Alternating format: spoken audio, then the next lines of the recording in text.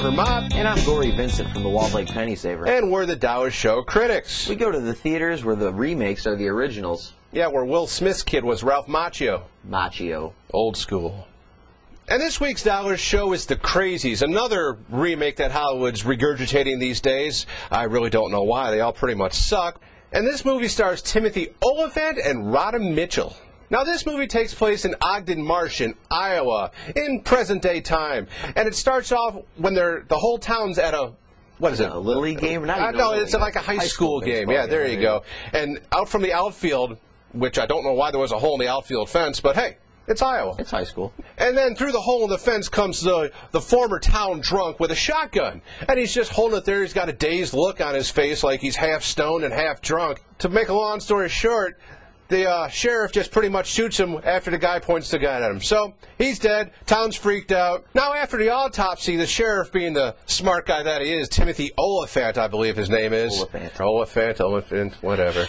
Anyway, he gets the autopsy going, and he thinks that there's something in the town's local water. And Olyphant starts talking to the townspeople, and one of the townspeople says that he heard a plane go down in the marsh like a week ago. And then, like the next day, the military comes and cordons off this place and starts putting people in camps, people who are infected with the disease, people who aren't infected, and that's when Olyphant goes a little loopy because his wife is one of the so-called infected. And that's when the movie pretty much takes off, or at least it tries to take off. Yeah, this is kind of one of those classic, it's just too similar to so many other movies out there. I mean, you could take, it's like a lot, 28 Days Later, Outbreak, and I mean, it was well shot, it made Iowa look nice and, American.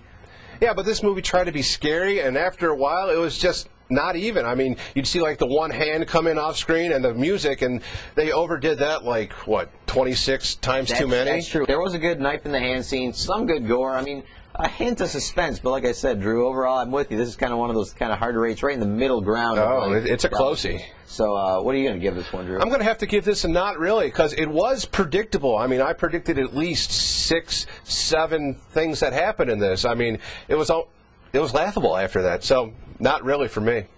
Okay, yeah, that's totally fair review, Drew. I'm going to be a little generous today. This is like right in that 2.5, 2-star range, but I'm going to say 2.5 and bump it up to a sure. But take it with a grain of salt. If you're looking for just a decent dollar show zombie movie where you can go in and kill some time, I say sure, go see it. But it's not going to be anything spectacular. You're not going to be nothing you're going to remember. But I'm going to give it a sure. So that's one not really and one sure for the Crazies.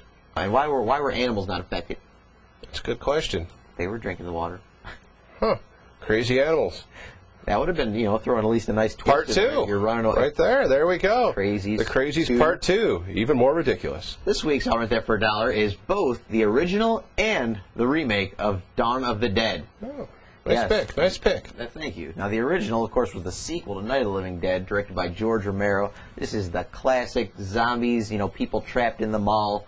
Takes jabs at consumerism. I mean, there's political subtext in this thing, racism, classism, consumerism, and just in the middle of all that, you've got gory zombie killing, galore, guts being ripped out, heads being chopped off. I mean, everything. These are pioneering gore effects by Tom Savini. Classic movie all around. And then you've got the remake, which, I was skeptical at first because the original was one of my favorites. The remake comes out, Dawn of the Dead with Sarah Polley, the fine Canadian actress, and Ving Rhames and Marcellus Wallace himself. He doesn't have that Band-Aid anymore, but he's still one badass mofo. Oh, yeah. But anyway, I was skeptical when the remake came out.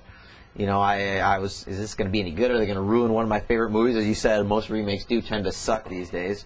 But for a good night out, I'm saying do this twofer.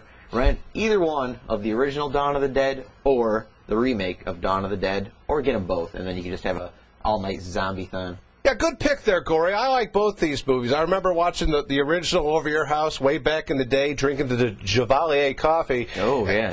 Nope, that's a while ago, I know, but this one, I liked it. I liked it more than the remake because, like you said, it was more authentic with the mall, how they went to the mall for refuge. Yeah, yeah. And it was more of a story on the first one, like more of a news story. Like on the second one, it really didn't go into like the worldwide thing, but the first one, it did. Plus, you had the biker gang trying to take over the mall in the first one. Definitely. You didn't get that in the second one. That's why, if I were to rent this, I'd probably go with the first one. It's a little dated, but still, it's pretty good. Not taking anything away from the second one, but still. So we'll be back next week with another dollar Dollar Show and another DVD pick. And until then, we're the Dollar Show critics, and we'll see ya. Yeah, you like that? You did like the remake of Dawn of the Dead. Yeah, it was good. I thought the first one was. I thought it was better. I think the second one was, more graphics and stuff like that. This was newer.